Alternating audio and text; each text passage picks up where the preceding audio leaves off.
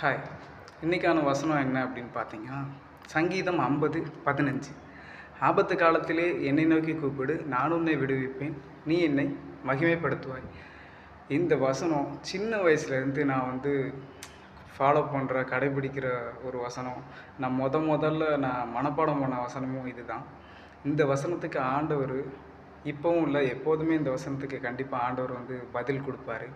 So உங்களுக்கு எவ்வளோ பெரிய கஷ்டமாக இருந்தாலும் சரி, எவ்வளோ பெரிய ஆபத்தாக இருந்தாலும், எவ்வளோ பெரிய கவலையாக இருந்தாலும், அது எவ்வளோ பெரிய காரியங்களாக இருந்தாலும், நீங்கள் இந்த வசனத்தை சொல்லி அவரை நோக்கி கூப்பிட்டு பாருங்கள்.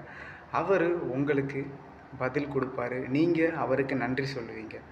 கண்டிப்பாக இது நடக்கும்.